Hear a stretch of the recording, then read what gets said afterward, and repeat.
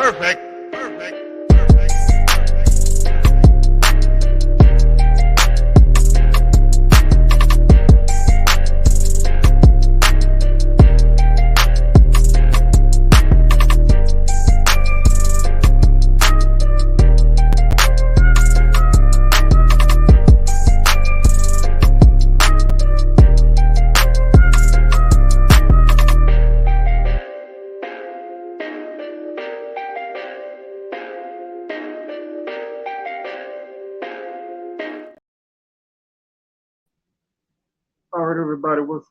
All right, everybody, what's going on? And welcome to today's edition of SWAC Talk. This is the show we cover the SWAC inside and out.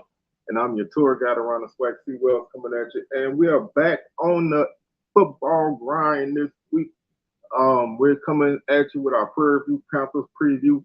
That's a lot of P's. We're coming at you with that in a minute. We got our Southern preview dropping on Sunday. Got Texas Southern dropping on Wednesday. Got Pine Bluff dropping on Sunday. And that'll wrap up our 12-team previews, and then we'll start to get ready for the season itself because the MEAC SWAC Challenge starts in 25 days. Football is here. Most people either reported or they're about to report. All right, there's my cat Nala, y'all. Y'all say hello. She decided to join us, so she's a Jaguar, just like I'm a Jaguar. But we're gonna talk Panthers in a minute. But before we do that, like I said, you can check out the socials to get the info on the last upcoming previews. The Facebook is SWAC Talk, Instagram SWAC Talk, Twitter SWAC Talk 76. Don't forget to like the video for sure. Hit that like button, hit that subscription button, and hit that notification bell, man, so you can be alerted to when videos drop. We also got SWAC Smoke coming at you live on Thursday, 6 p.m. Central, 7 p.m. Eastern. And we got a little store set up on the YouTube page. We got SWAC Talk shirts, but most importantly, we got my favorite shirt here. Our Young Man's is Ready shirt, man. You know you want one. Check them out on the site. They come in black, white, and gray with red lettering, or black, white, and or gray with blue lettering. So probably gonna do a little bit more as the season goes on. But you know your Young Man's on your team is ready. So go ahead and hit that, hit that button and copy one, man, so you can rock your Young Man's shirt, just like we're gonna do. So with that being said, man, let's go ahead and talk Panthers, man. Get all the foolishness out of the way. We're gonna talk Panthers, and we're gonna see what's up with this team out of Prairie View, Texas, man. These Panthers had a very interesting season, man. An up and down season. It ended up finishing the season at 6-5, 5-3 in conference. Basically had a chance to win the West Division, ultimately losing their last game at Prairie View, which is the second time in 2 seasons that Prairie View had beat that Valley had beat Prairie View at the end of the season. First time it didn't really affect the Panthers in terms of their championship game aspirations, because they were already going to the championship game. This time it actually kept them out. So that was a big drop off for them. This team was definitely a team that was very, very, very strong in the run game. Offensively, they were third in the league, averaging 27 points per game. Defensively, they were fifth, allowing 24 points per game. Total offense, they were fifth in the league at 355 yards per game, 5.4 yards per play. Defensively, they were sixth in the league, 332 yards per game, 5.1 yards per play. The Panthers made their hay on the ground as an offense. They ended up leading the SWAC in rushing at 205 yards per game. They scored 29 touchdowns and averaged 4.8 yards per carry, which was the second highest mark in the league. Their run defense was a little bit worse. They were seventh at 151.9 yards per game and 4 yards per carry. The pass game is where they weren't that great. I don't necessarily think they were bad per se, but they weren't that great because they were such a strong running team. They averaged 149 yards per game. They threw the ball 317 times. which is like right in the middle of the pack in terms of attempts.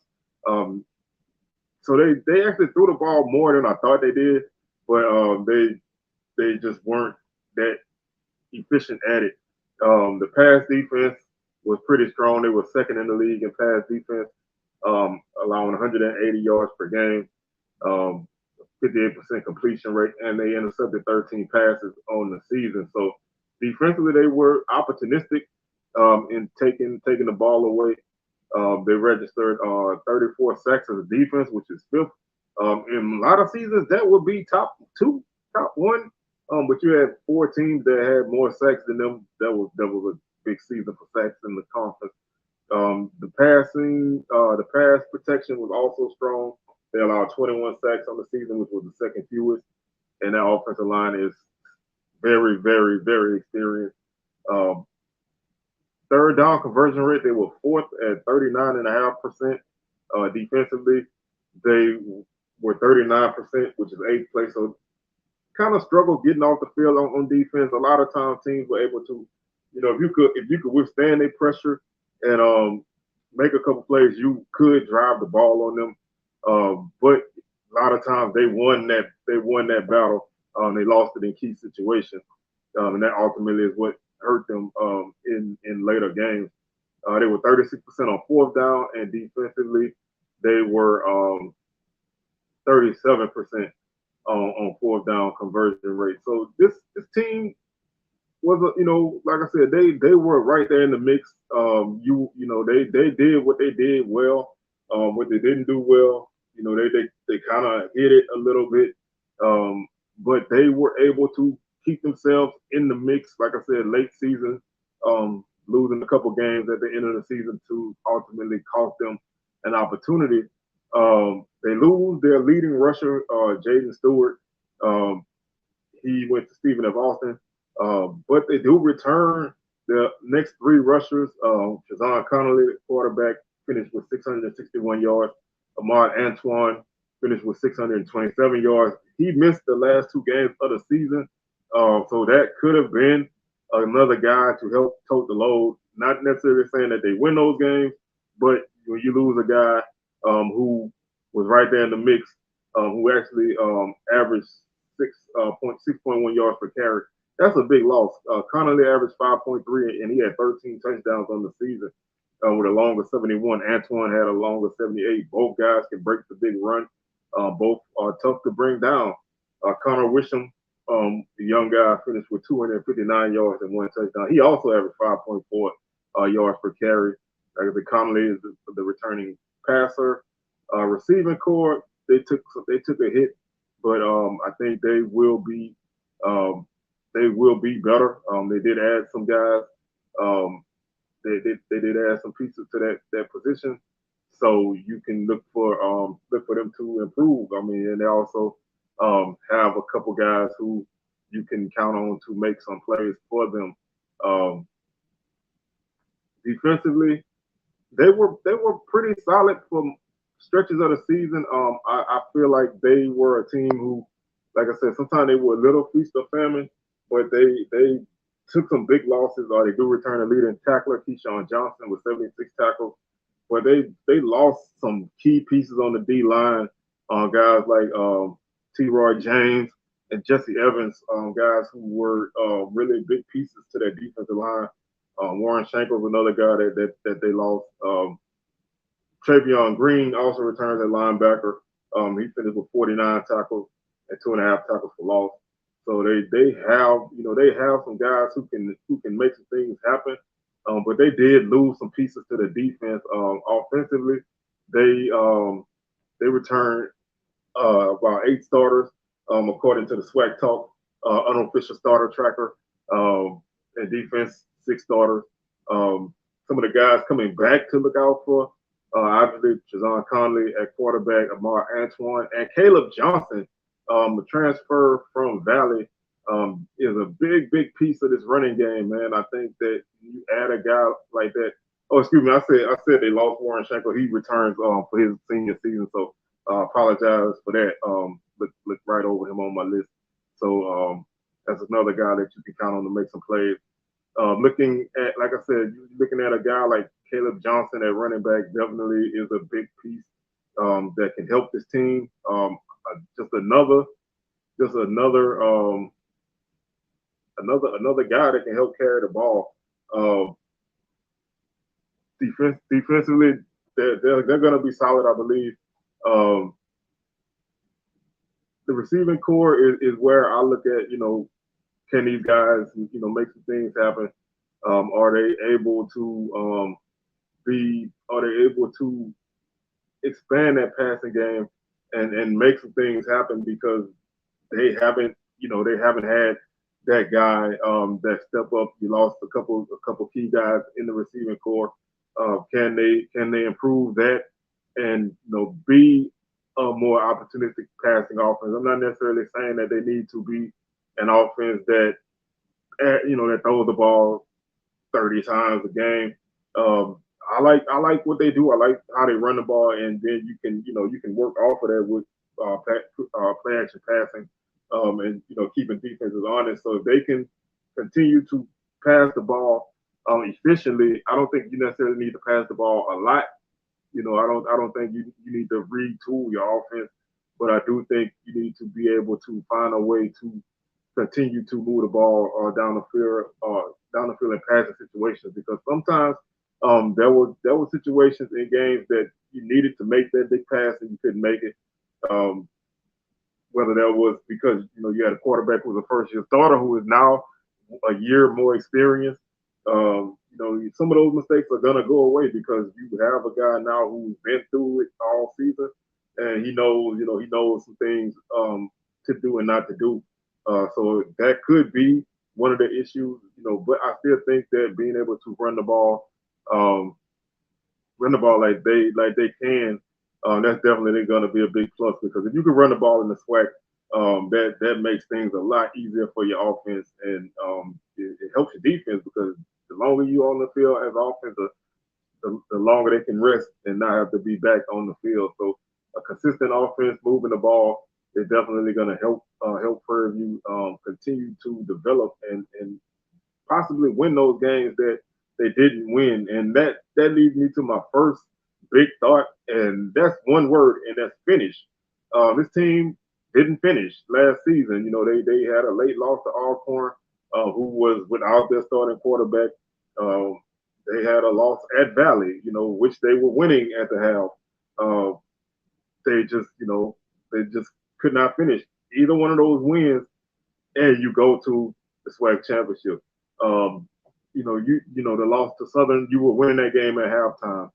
Your offense did not show up in the second half of that game. Your defense fell off mainly because your offense couldn't move the ball.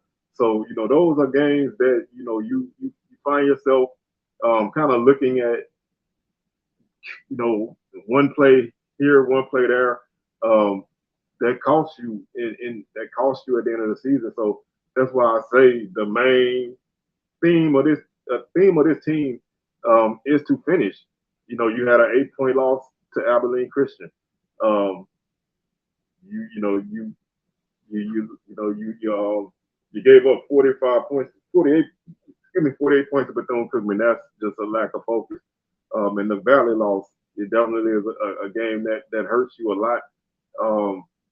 Those are the kind of games that you cannot drop, this season. You have to be able to win those games because the West is going to be a dogfight, and a lot of people are not high on Prairie View. They're looking at them as a team who could finish as low as fifth place. So when you're looking at things in that way, you have to be able to be consistent. You have to be able to finish. Your schedule is a little bit tougher this season, so your margin of error slips. Some teams have gotten better around you, so you have to continue to do what you do. And first and foremost, that's pound the rock. You have to continue to run the ball. You don't want to get into the mindset of, like I said, the passing game needs to, be more efficient, but you don't need to stop doing what you do. If you're a strong running team, you need to continue to run the ball and let your pass game kind of work off of that. So, like I said, this team ran the ball 602 times last season. That's the most by far of any team last season, more than 100, and 7 carries more than the second place team. So I don't know if you have to run the ball that much, but you want to continue to run the ball, and then continue to be consistent in the red zone. The defense needs to improve a little bit in the red zone. I don't think there's a big gap that needs to be overcome for Prairie View to become a team that can win this division. I think it just starts with being consistent. With your offense continuing to win the turnover margin, they were +4 in that, so you want to continue that. Continue to get the pressure on the quarterback and force some bad plays. Get off the field on third down is a huge plus for your defense, and get the ball back into your offense and help them continue to move the ball. A fast start to the season is important, especially in conference play. You have 3 division games in your first 5 games, so you really want to be able to get off to a great start. Those 3 games are going to dictate your conference schedule. How you turn out in those games could determine whether you're in the race by midseason or out of the race by midseason. These are all 3 games that could be won. All 3 games could be lost. So you want to be able to get off to a fast start in conference play. You have 4 FCS games, in your first 5 weeks. You do have an FBS game in there, but you do have a lot of games that you can win. And if you can find yourself, off to a good start, then you're gonna be in a position to win, to win some games. So I really, I think I'm a little bit higher on this team than some people are. I know a lot of people are not high on Prairie View. I think this is a team who's gonna be in the middle of things, because I think that because their style of play, it gives them more opportunity to stay in games. Now, obviously, because your style of play, it can take you out of games. You can find yourself, in a situation where you're playing catch up, and if you can't move the ball, then there's no amount of running that's going to help you if your offense cannot be consistent moving the ball. The special teams unit, I think that's the area that really has to be improved on. You lost your top punter. So you lost a couple key guys on your special teams unit. So you really need to be able to make some things happen. You lost your leading kicker. That definitely hurts. You do return some guys who can help this team improve in that area. So the return game can help your offense, and it can help your defense. So that pretty much boils it down for me with this team. Is I think you just need to clean up a few things. I don't think this team was that far off. Obviously, you were right there at the end. I think your schedule sets up for a great start if you can win. If you don't, then you're gonna find yourself playing catch up. Looking at the schedule, they open up the season with a big game this season, and that's the Labor Day Classic against Texas Southern. I mean, that's a big season opening game every year. I think this year the stakes are higher for this game than they've probably ever been, or at least in recent memory. Both teams are looking at a championship opportunity. Texas Southern is a team that a lot of people feel like are a much improved team. They're gonna be a team that's gonna be in the mix at the end, and because I feel like Prairie View is gonna be there too. This is a big game. Prairie View is beating Texas Southern. I think it's eight times in a row. So can TSU break the streak? It is in Houston, so that can help you playing at home. This is gonna be a fun battle, man. I think this could shape up to be a nice quarterback battle. I think both offenses are very good at running the football. Defensively, both defenses have some holes to fill. I think last season's Prairie View defense on paper was a little bit better, but TSU's defense was very, very much improved. I mean, they improved a lot over the past season. and they were very opportunistic in the passing game on defense. So, if there's one thing, and it's not a lot you can take from last season and apply it directly to this season, but Texas Southern did not play well against the run last season on defense. So, a team like Prairie View who's gonna run the ball, that's a big question mark. Can they stop the run? The last couple of years, PV has put points up on Texas Southern, so it's very important for both teams to win this game. Like I always say, when it comes to streaks, for my predictions, I always stick with the team with the streak because I think it's harder to break a streak than it is to maintain it. Prairie View has scored 40 points on TSU in the last two meetings. 3 out of the last 4, if you go back to 2019. PV has put up a lot of points on TSU. Now those teams then are not the TSU team now. So before my boy Los J or somebody say something, I'm not saying that that team is like they were, but PV has put points on this team in the last 2 years. They scored 40 points in both games. So I'm going for the sake of my prediction. I'm going with the Panthers in this game, but I think this is a toss-up game. I think both teams have an equal chance to win it. I think the winner of this game is going to obviously have a leg up in the early season, so that you definitely want to come out on top in this game because that helps you set the pace in the division. September 9th, they host Abilene Christian. When it comes to non-conference games and SWAC games, obviously I always feel like the SWAC. I'm pulling for the SWAC, and especially home non-conference games, I think is very, very important to win those games. Now it's going to be a tough battle. PV lost to Abilene Christian last season by 8 on the road, so there is an opportunity for them to win this game.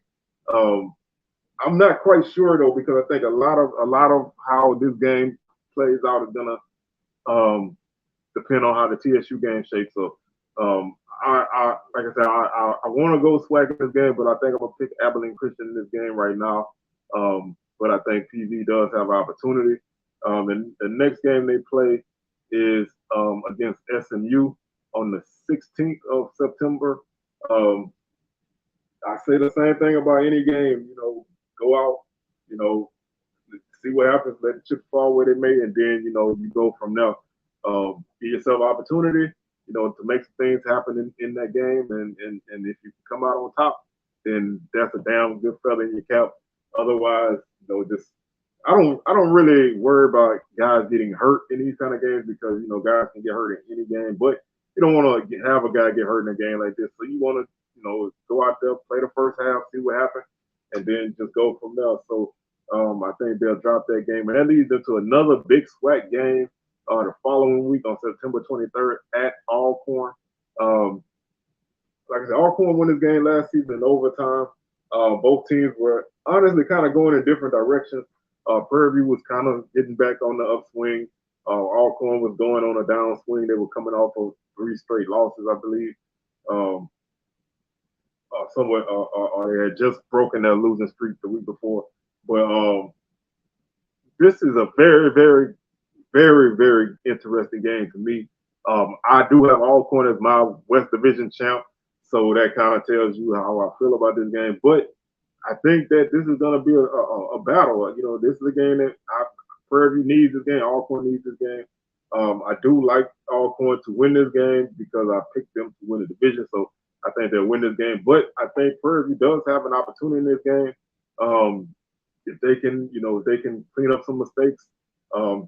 They allowed Alcorn to start the last game off last season, scoring on 3 straight possessions. They did hold them to field goals instead of touchdowns, but that may not be the case this season, especially if Alcorn offense is being led in a competent manner by the quarterback. So that could be the biggest difference in this game. Then after that, it's the State Fair Classic in Dallas against Grambling. Prairie View has won this game the last few years. Grambling, I think, is going to be better. I just, right now, I think Prairie View, I think they just know how to win this game right now. They've won 5 in a row in this game. They've done it all manners of ways. They won this game by 6 points in their first win in the streak. Then they won by 6 in 2019 in a high scoring battle. They won by 7 in the spring of 2021. They won it by 14 in a game that was kind of could have went either way at one point. And then last season they won it by 20. So this game could really go either way. This is a big game for both teams. I think Prairie View wins this game because I think they just know how to win in this matchup right now. Grambling still has a lot of growing to do. I think Grambling is going to be a much improved team, but I think Prairie View is right there, and I think they'll win that game. And that takes us to to me, it's funny calling this game big because when you look at Prairie View and then you look at its Valley, but Valley's won the last 2 matchups, and they one game they cost Prairie View momentum going into the SWAC championship game. The other one they cost them a chance to go to the SWAC championship game. So this is a must win for Prairie View. Is at home. You really need to win this game to get the Valley monkey off your back. I do think they will win this game. Valley, like I said, I don't know exactly what Valley's gonna be on the field, but Valley's energized right now, but I don't know what they're gonna be on the field. So I think Prairie View will win that game. That takes us to the following week, which is on October 14th against Houston Christian. I think Prairie View wins that game. Houston Christian hasn't been good in recent years, so I think Prairie View will be able to pull off a dub in that one. October 28th, after a bye week, they go to Tallahassee to take on the Rattlers of Florida A&M. This could be a sneakily interesting game. Now, FAMU doesn't lose at home. They do have a long home winning streak, so it's going to be tough to go in the brag and get a win, and especially if you're a team that does one thing on offense. FAMU kind of has a way of slowing down some teams sometimes, and this could be one of those kind of games. I do think Prairie View will be up for it, but I do think the Rattlers will win that game, and that takes us into the month of November as they host Arkansas Pine Bluff on November 4th for homecoming. This should be a win. Pine Bluff, we don't really know what they have. We don't really know what they're up to. I do know Coach Hampton is very energetic, and he's embracing being picked last, but I don't know exactly where they are, so I like Prairie View in that game. And then that takes us to another big West Division game on November 11th at Southern. Last season, Southern played probably their best conference game against Prairie View and won that game. This should be a very good matchup. This could be a game that decides who wins the West. It could be a game of 2 teams playing out the string. A lot of that for Prairie View depends on the early portion of their schedule. We don't know. Southern, their West Division games fall late in the season, so they play Texas Southern, Alcorn, Prairie View, and Grambling in the last 5 weeks of the season. So that's that Southern schedule is very backloaded in the division. So they could be primed for a push. Because of Prairie View style of play, I do think they have a good chance in this game, especially being able to go on the road and maybe slow the game down a little bit. But I think Southern will win this game in a close one. I do think Prairie View has a great chance of winning, but I think Southern wins that game. And Alabama State is the next opponent for Prairie View to close out their season on November 18th. I think the Panthers win that game. I think their defense can get them through that game because I don't really know what Bama State's offense is. But I think that Prairie View will win that game, and that gives us a record of 6-5 again. This time 4-4 in conference. I don't feel like there's any game that I feel like there's only one game, and that's FAMU that I feel like Prairie View is a heavy underdog. Every other conference game, I think Prairie View has a great chance of winning that game, or at least they have a chance to win it. I think that a lot of those games are toss ups. So sometimes on toss ups, I kind of go with the home team, or I go with the team who I feel may be higher at that point. Um, so there's not necessarily a lot of games that I feel like this team is going to lose. I feel like if I was to point at the schedule and say there's games I know, or there's games that I feel strongly that Prairie View will lose, and that's SMU and FAMU. So that's two games right there. Everything else is a toss up to me. So that's why I feel like their ceiling, best case scenario is 8-3. I think, I still think they're gonna drop a game somewhere because, that's what they do. Sometimes they drop inexplicable games sometimes. So I think, if the team goes 8-3, they'll win the division. I think the floor, I put 4-7, and that's only flipping a couple of those toss ups from wins to losses. I don't necessarily see them finishing 4-7. I think this is a 6-5 team, and I think that they're a team who, with the right breaks, could find themselves playing for the division at the end of the season. But because those 3 SWAC games, 3 division games in the first 5 weeks are right there, and all 3 are away from home, that's a big thing to overcome. I mean, it's not impossible to win. Our corner is the only true on-campus game. I mean, TSU is a home game, and I mean that's their stadium that they play at, but it's not necessarily a home stadium on campus.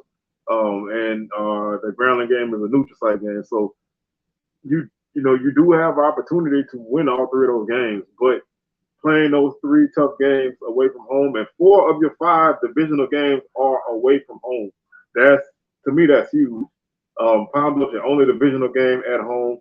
You do get Alabama State at home, and Valley at home. So you have some, your home games are very winnable. You should go 3-0 at home in conference.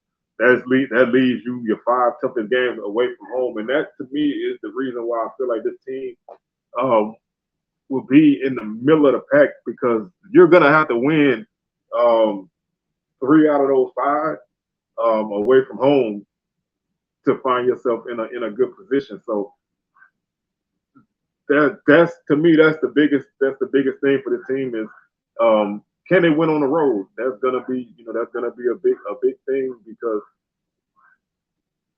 you lost a crucial game on the road last season that you shouldn't have lost. You did beat Bama State on the road last season, but that's just how the conference schedule flips for you when you have a neutral site game. You're basically looking at 7 games. Most likely the bulk of those are gonna be away from home one year, and the bulk will be at home the next year. So this season, you're looking at road games, because last season you got Texas Southern at home, you got Southern at home, you got Bethune-Cookman at home, and you got Alcorn at home. So your tougher games were at home last season. This season, your tougher games are on the road, and that's the key difference to me. Is you're gonna have to be able to win on the road, and I don't know if this team is built for that right now. So that's, to me, the difference between 8-3 and 6-5 is the fact that you're gonna have to win games on the road in conference, tough games on the road in conference, to get to where you want to go. So that's gonna do it for our show today. I thank y'all for tuning in. Like I said, this Sunday coming up, we have our Southern preview. We have SWAC Smoke live on Thursday, 6 p.m. Central, 7 p.m. Eastern. Don't forget, hit that store on the YouTube page and get you one of those young man's shirts, man. Go ahead and rock that with us. Also, don't forget to subscribe. We appreciate everybody who has subscribed, and everybody who will continue to do so. Hit the notification bell and check out those socials, man. This is your boy C. Wells signing out, and we will catch y'all on the rebound. Peace.